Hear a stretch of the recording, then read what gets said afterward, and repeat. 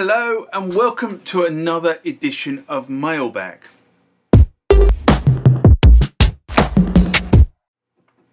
What is Mailbag? Well, Mailbag is a feature of the channel where you guys leave lots of comments on the channel and I attempt to answer those comments, or if I can't answer those comments, I throw it out to you guys who have more knowledge on some of this stuff than I do.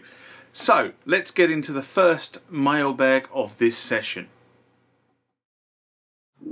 Remember, like, comment, subscribe to the channel.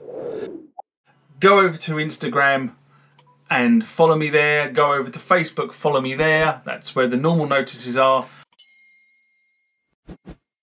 And consider becoming a Patreon.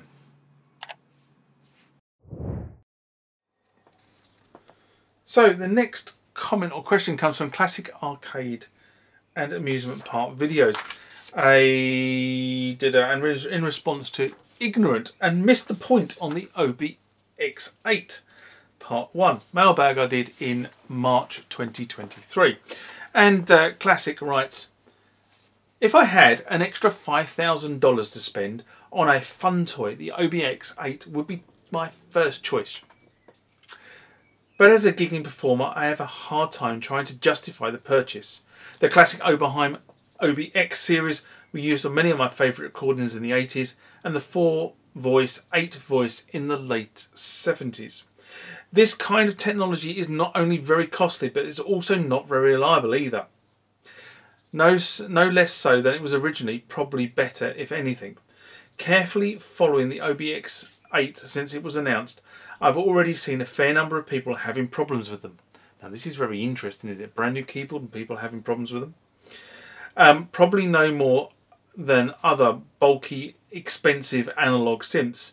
Reliability was never the strong point of this kind of technology, and the expense of owning one is not only the initial purchase price, but the maintenance too, and maybe also having a backup in your gig van. Today's software, Oberheim clones, do a very good job of bringing most of these famous kinds of sounds in a format which is much more affordable, reliable and portable. Software is simply much more practical in every way. The OB-X8 is still very exciting, and I'm sure I'd surely love to own one, even to just try one. But I feel that the ideal alternative to this keyboard would be the obvious. An official software VST clone of the OB-X8 made by the original people and company. Tom Oberheim and Marcus of Oberheim were both involved in the software clone of the Oberheim 8-voice keyboard that came available in the past year.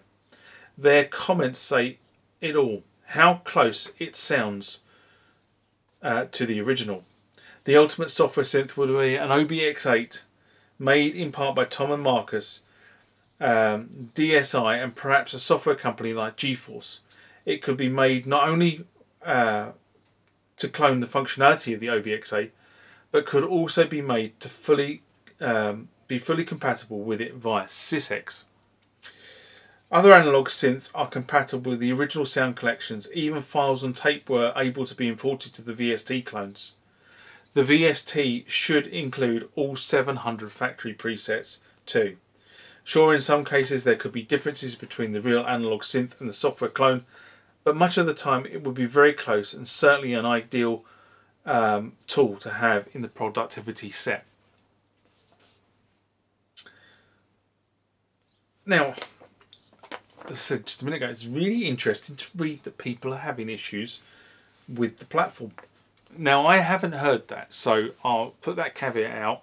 I haven't seen in the user groups, but then again, I'm not really monitoring the user groups for the Oberheim OB-X8 because I've kind of made my decision that I'm not going to buy one, so why bother? But it is an emotive subject. The Oberheim OB-X8 is an emotive subject with many people, and you know, you fall into the camp of too expensive, not, you know, or I'm going to buy it anyway. So I've got to be honest and say I haven't heard this, but then, you know, I'm not close to purchasing one. So yes, analog synths definitely have an ownership overhead. You sign up to that when you buy one, and this is what's kept synth technicians busy for many years.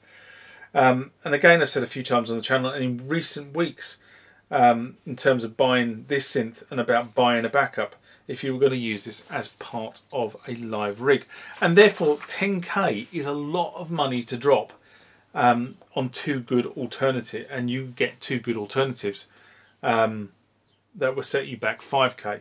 Now actually, since this has been written, the price of the OB-X8 has come down quite considerably. It's come down by over £1,000 in the UK.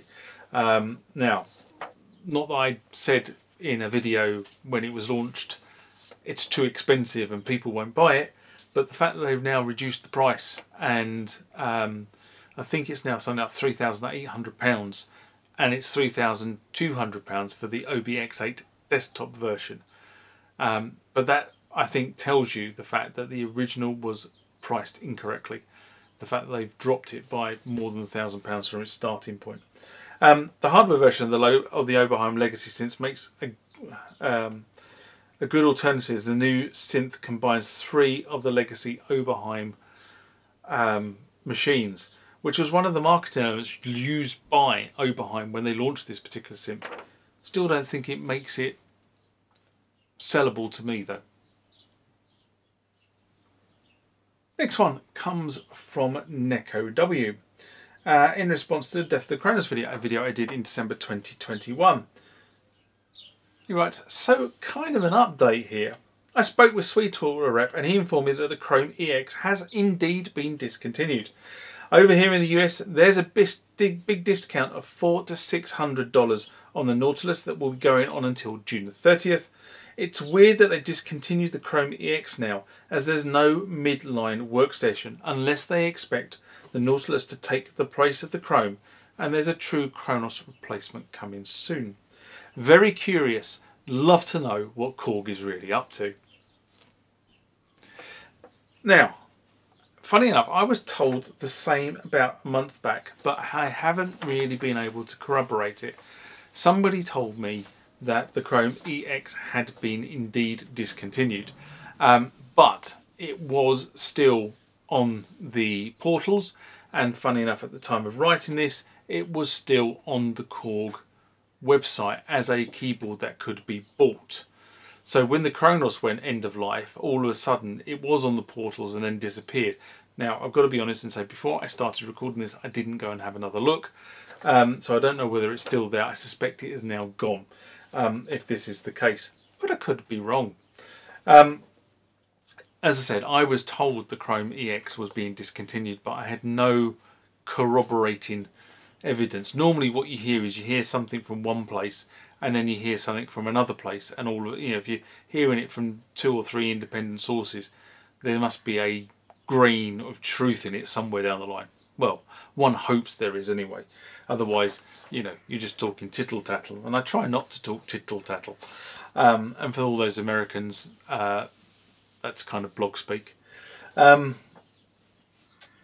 as you said, the price of the Nautilus has also been reduced in the UK as well, and it's actually been reduced by quite a considerable amount of money. I mean, it was the 88 key version was retailing at just over £2,000 compared to where it was a year ago. So there's been quite a big discount on that particular keyboard in the UK. So does this mean that there is an announcement coming?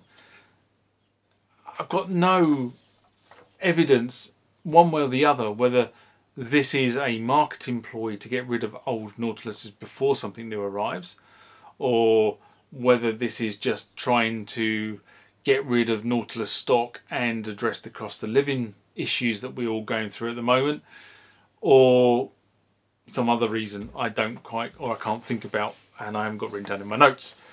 But the reality is it has dropped in price.